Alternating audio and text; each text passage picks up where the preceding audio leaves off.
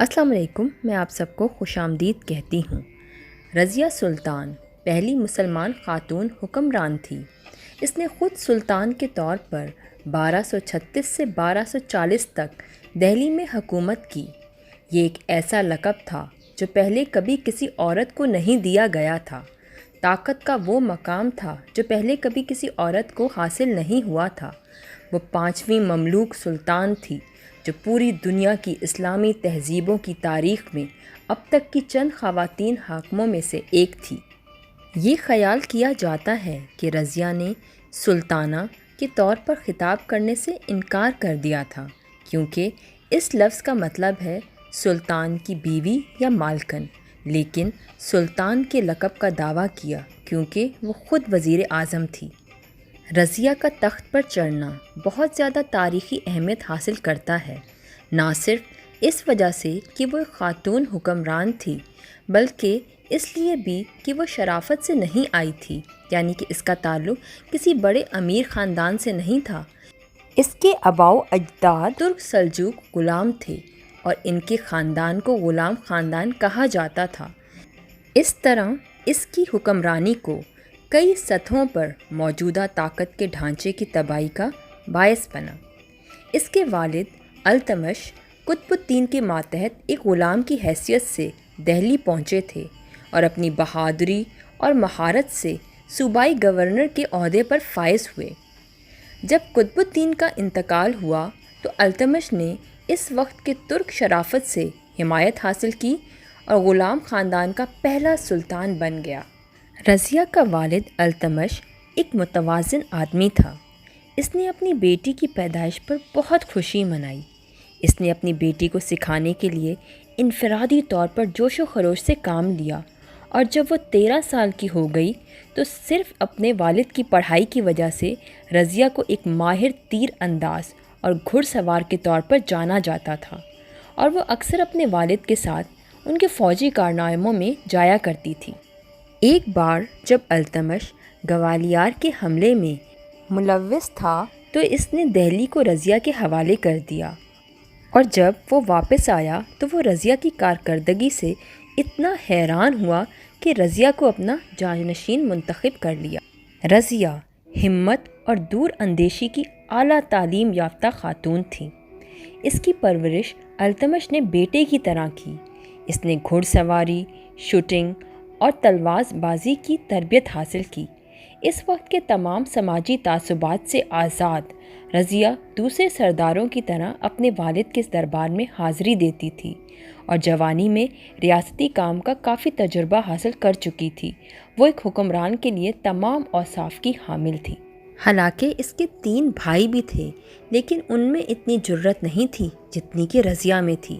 بچپن اور بالغ ہونے سے پہلے رضیہ کا خواتین سے بہت کم رابطہ تھا، اس لیے اس نے مسلم معاشرے میں خواتین کا معیاری طرز عمل نہیں سیکھا تھا۔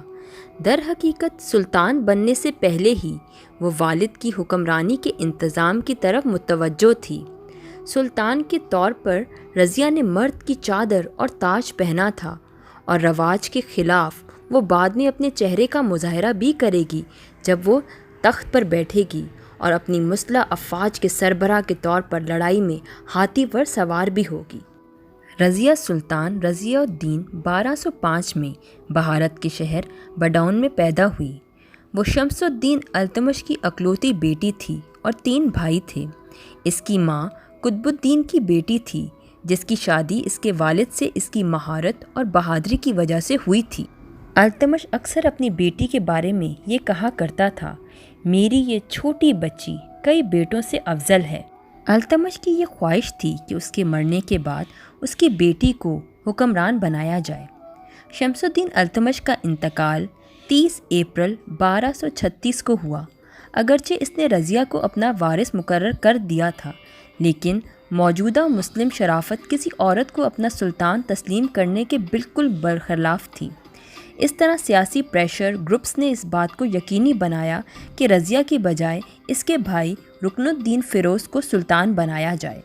اس کا بھائی بہت ہی سست اور عیاش پسند حکمران تھا، جس کو 6 مہینے کے اندر ہی قتل کر دیا گیا، اور اس کے بعد رضیہ کو تخت میں لایا گیا۔ وہ اس زمانے میں مردوں کی طرح کپڑے پہنتی اور کھلے دربار میں بیٹھا کرتی تھی، یعنی پردہ کیے بغیر مردوں کے درمیان۔ وہ ایک مؤثر حکمران تھی اور بادشاہ کی خصوصیات رکھتی تھی۔ اس اقدام کی وجہ سے بہت سے لوگوں کو اس پر اعتراضات تھے۔ اس کی تربیت اور اس کے والد کی سرپرستی اس کے لیے ایک اچھے حکمران کے طور پر کام آئی۔ وہ ایک بے باک خاتون اور بہادر جنگجو تھی۔ رضیہ سلطان نے لڑائیوں میں محاذ سے اپنی افواج کی قیادت کی اور مختلف نئے علاقے فتح کیے اور اپنی سلطنت کو مضبوط کیا۔ ایک منتظم کے طور پر بھی رضیہ اس سے کم نہیں تھی جو دہلی نے اس سے پہلے سلطان میں دیکھی تھی۔ چلیں رضیہ سلطانہ کے کچھ کارناموں پر نظر دوڑاتے ہیں۔ اس کے دور میں جو علاقے اس کی حکومت میں آئے تھے وہاں پر اس نے امن کو قائم کیا، اور سب سے بڑی بات کہ اس کی رعایا اس کے بنائے ہوئے اصولوں پر پابندی بھی کرتی تھی، یعنی اس سے محبت کرتی تھی۔ اس کے دور میں بہت سی سڑکیں بنوائی گئی اور اس کے ساتھ ساتھ کنویں بھی کھدوائے گئے۔ اس کے علاوہ اس نے مدرسے اور لائبریریز بھی بنائی جہاں پر قرآن اور حدیث پر ریسرچ ورک ہوتا تھا۔ اس نے دستکاری اور ثقافت کے میدان میں بھی اپنا حصہ ڈالا اور اسکالرز اور مصوروں اور کاریگروں کے لیے بھی کافی کام کیا۔ وہ ایک سیکولر سلطان بھی تھی، تاہم اس کا حکمران بننا ترک امرا نے قبول نہیں کیا۔ جو ایک عورت کا سلطان بننا تمام مرد جنگجوؤں اور امرا کی توہین سمجھتے تھے۔ ایسے ہی ایک رئیس ملک اختیار الدین کی قیادت میں رضیہ کے خلاف سازش رچی گئی اور اس پر کافی الزام بھی لگائے گئے۔ بھٹنڈا کا گورنر ملک اختیار الدین، جو کہ رضیہ کا بچپن کا دوست تھا، اس کی حکمرانی کے خلاف بغاوت کرنے والا پہلا شخص تھا۔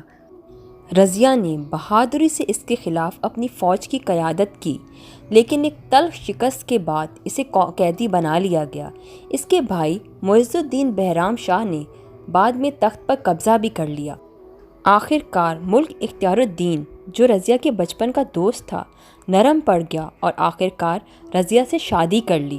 رضیہ نے اپنے شوہر کے تعاون سے اپنے بھائی سے اپنی سلطنت واپس لینے کا فیصلہ کیا، لیکن شکست کھا کر دہلی فرار ہو گئی۔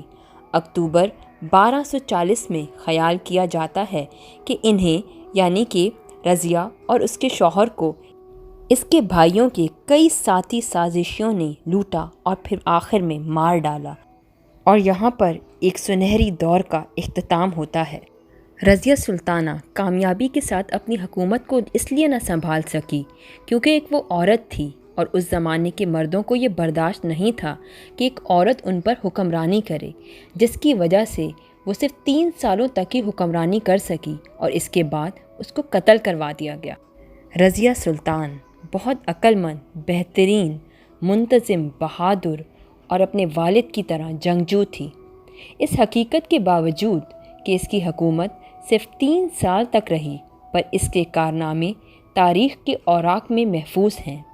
دہلی میں رضیہ سلطان کا مقبرہ ان مقامات میں سے ایک ہے جو اس بہادر خاتون کی یاد تازہ کرتا ہے۔ آئی ہوپ آپ کو میری یہ ویڈیو پسند آئی ہوگی۔ کائنڈلی لائک اور سبسکرائب کر دیجیے گا۔ اب آپ سے نیکسٹ ویڈیو میں نیکسٹ ٹاپک کے ساتھ ملاقات ہوگی۔ تب تک اللہ حافظ، اپنا خیال رکھیے گا۔